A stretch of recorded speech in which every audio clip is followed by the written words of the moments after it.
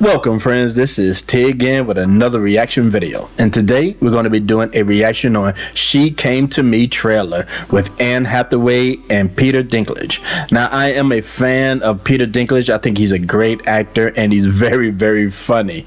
This guy is very talented. I loved him in Game of Thrones and in other things that I've seen him in. He's just a phenomenal. He pretty much can play anything if he wants.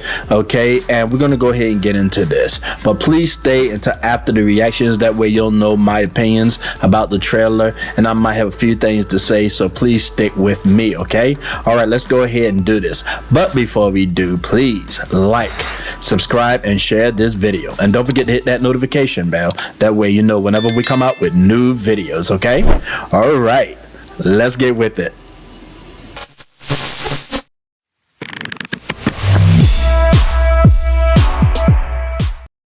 Hey, Doc. I was thinking tonight could be a good night for sex night, possibly. Ooh. It's an interesting idea, but, you know, Thursdays. Stephen Lodin, how's the new opera coming along? Good, Yes. great. We had discussed seeing a first draft of the score in 2 weeks. 2 weeks. Is that still all right? I'm suffering from a temporary blockage at the moment. No, turn it back on. G flat. Is he all right? He had a total breakdown after his last opera. I can't do this. You need to take a walk. Jolt your brain out of its little rat pattern. Interact with a stranger. Okay, honey, I have a patient. Bye. Are we going that way? I keep imagining you naked. I don't know if you want to hear more details about these images. No. I bet every one of these people has a story for an opera in them, Levi. What do you do? I operate a tugboat. The wrong hands, this tug is a deadly weapon. I'm addicted to romance. Isn't everybody? I've been arrested for stalking. I had to go to rehab. And not supposed to be doing this. Can't believe that actually happened. I mean, she seduced me, right? She's a witch. The demented tugboat captain who lures men to her tugboat and kills them and eats them. I loved it. How did you come up with that? I was really angry at you. And now it turns out I'm your muse. You what? Oh, Steve, I'll never leave you. I love cleaning. Cleanliness is close to godliness. When my patients are talking, I imagine getting inside their heads with disinfectant and just scrubbing them down. Your tugboat captain came to see me. I'm in love. No! Just admit that I had a magic effect on you. My imagination came up with the story. My talent wrote the music. I mean, you don't kill men and eat them, do you? Well, I haven't yet. You know I can't resist a romantic story, even if I'm not in it. All right, we just reacted to She Came to Me trailer with Anne Hathaway and Peter Dinklage and Marissa Tomei. I love Marissa Tomei. I think she's fantastic. She don't have a lot of ranges because most of the movies I've seen her in, she kind of almost like herself. Except with My Cousin Vinny, she was pretty different in that movie, but I still consider her a good actor. Also Anne Hathaway too. Unfortunately, I put both of them in the same category of being sex pots, because it seemed like every time they put them in movies, they always use their sexuality instead of just putting them into a movie where they can just, you know, act, you know, do different ranges of acting, you know. It's always seemed to be the same thing. But I know Peter Dinklage, he preferred not to use his height, you know, in movies. He just want to be considered just a regular actor or a regular person in a movie, and this trailer seemed to portray that because his height isn't even mentioned in it, which I think is perfect. I don't think because you black or short or, you know, or whatever you are, I don't think it has to be constantly mentioned in the movie. Like, you have to constantly remind people that you're short. You don't have to talk about that in the movie, and I think he don't prefer it. Matter of fact, there's a lot of controversy happening right now with Snow White and the Seven Dwarfs. He had a problem with it, I think, a year ago, stating that he thought it was wrong for Disney to bring back that movie, you know, that story. So he was completely against it. And that might have influenced Disney to make it the way it is now, which is a disaster. I don't know if I'm going to do a story on the girl that playing Snow White, but right now she just out there. She's a PR nightmare right now, a PR nightmare. And then they got grown people to play the dwarfs. I mean, it's just nothing nobody want to see. Even people on the left are complaining about it. It just looked like a mess. And this girl going around saying all this crazy stuff, and now Disney got to rear her end because she probably don't even like the movie. She just wanted to do the movie, and when she realized it was garbage, now she's just talking a lot of smack, and I think she just don't care. I mean, but that's another situation. But anyway, he had a problem with them remaking that movie. And I kind of understand that he feels this way, but a lot of short people are saying they're taking opportunities away from short actors.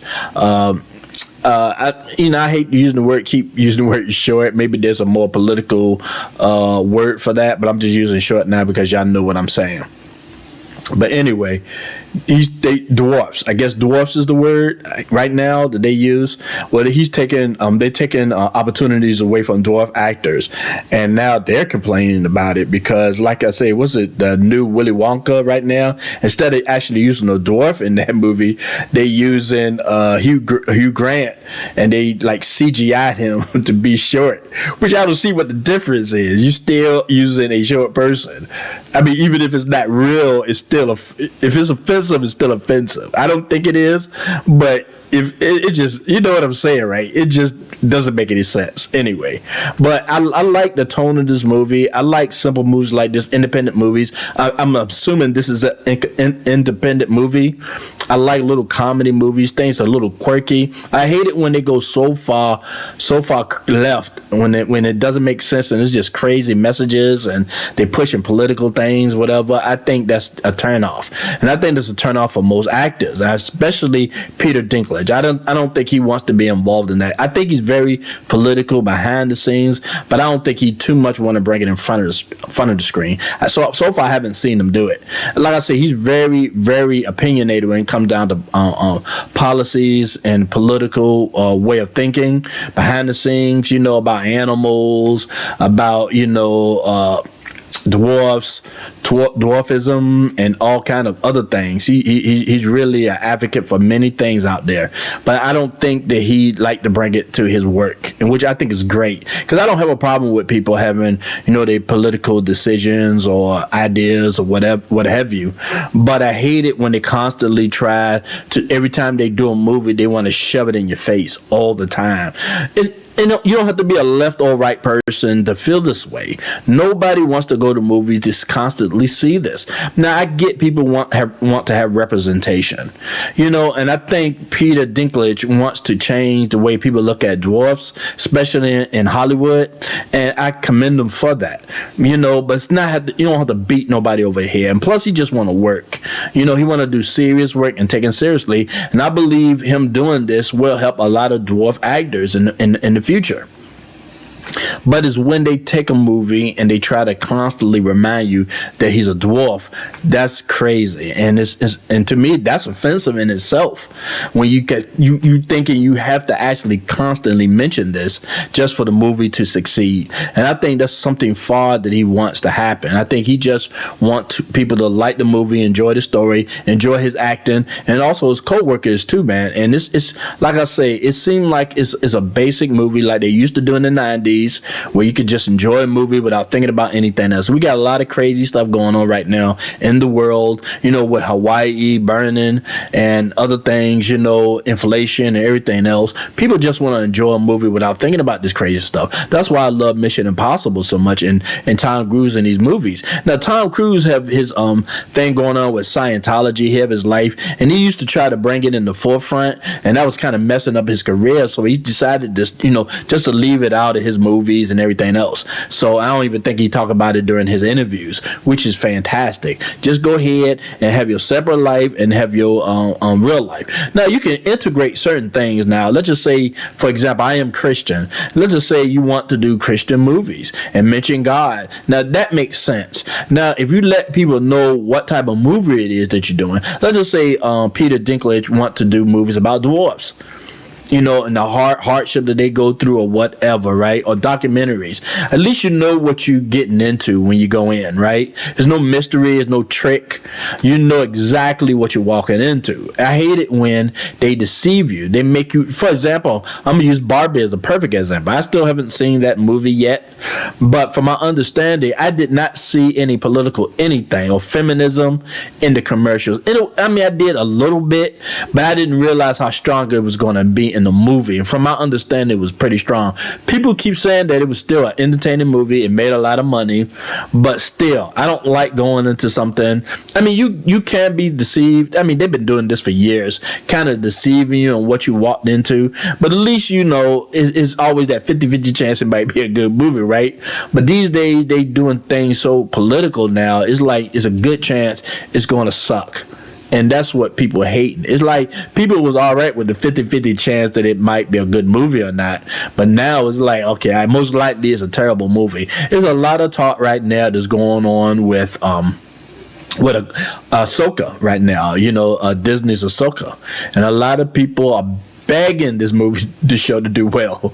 They begging him. Also me, man. I mean, I've watched other videos. People are positive about it, and I read some comments too.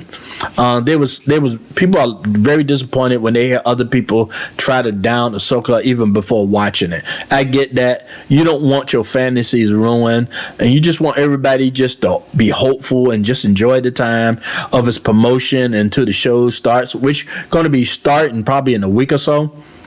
So people, they just want to have that fantasy and just enjoy the fact that they made this show and that everybody can get into it like we used to. Because when Star Wars came out, nobody talked bad about it. They was like they was excited. They were like, we can't wait until this movie comes out.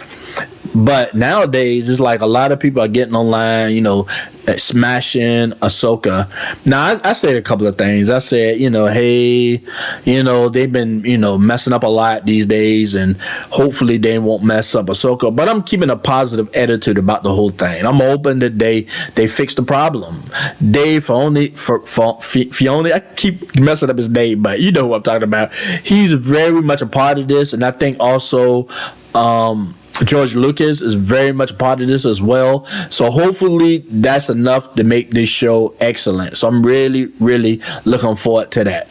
And just like this movie, it seemed like a fall movie to me that you can watch, you know, drinking a cup of tea, eating chocolate or cake, or just relaxing. You know, I always thought of these movies like when you like living in New York or something. I always used to have these little fantasies when I watched these independent films, like living in a nice little small apartment with a nice little small one of those metal balconies that everybody got in New York in those buildings.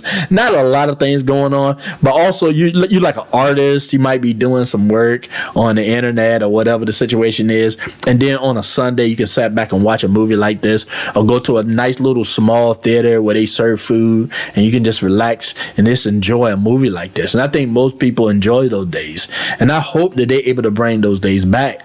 Like I said, I look at myself as a creator. You know, people with an artistic mind. I might not be good at everything I do, I have to admit. You know, some people are more dedicated to their craft, but I still like that kind of stuff. I like art, I like photography, I like videography, I like movies. You know, I'm really, really into that. And I'm really into independent movies when done well. Like I say, more independent movies push a lot of political things. So, but I usually know it when I'm going in. You know what they're talking about. It's not like you trying to do a blockbuster like Star Wars and thinking you're going to see a blockbusters, but you see people just preaching at you and that's it. But when I watch independent movies, I usually expect there's going to be some, you know, political stuff in it, you know, and it's acceptable to me. So I know going in like that. So like this, I know there's probably going to be some kind of political stuff in it, but I think these days, because you are swamped with so much political and feminist stuff, that I think now actors and directors and probably producers as well are trying to avoid it. And I heard something too. I was watching PBD this morning, and they saying ESG, and if you don't know what ESG is, basically they telling companies in Hollywood that they need to be more inclusive, putting blacks and gays and everything else in movies, regardless. So you get a certain amount of points if you do, and it get taken away if you don't. But I heard they kind of slacking off now. I guess it's because so many companies now are losing money. Now I'm assuming this is supposed to be some kind of great experiment to see that it works, but right now it isn't. So I'm sure they're going to go back to the drawing board and try it again. I don't have a problem with that, as long as they come up with something that works for everybody. That's all that people act in. People don't mind including people in movies and companies or whatever, women being CEOs or whatever, as long as you don't bring the crazy with it. Just do your job and just do a movie like this. This look like it'll be something entertaining. Most likely, I'll probably catch it on streaming, because that's what I mostly catch movies on, streaming. So most likely, I'll catch this on streaming. But like I say, I love Peter Dinklage a comedy. I like looking at Anne Hathaway, despite that so many people seem to don't like her. I guess, she can be a little irritating at times, but she don't really bother me though. And I love Marissa Tomei. I think she's fantastic, and I love her. She's getting a little older, but she's still sexy as hell though. I don't mind that at all. So it looked like it's gonna be a really entertaining movie, if nothing else. And hopefully it'll leave all the political and crazy stuff behind, and just people can just act and just write whatever they want to write and just entertain everybody. And that's all people want. People just want to just enjoy as much as life as they can, because life is difficult and people just want to have fun. Okay? All right. I really appreciate all of you coming by. Thanks again. This is T, and peace.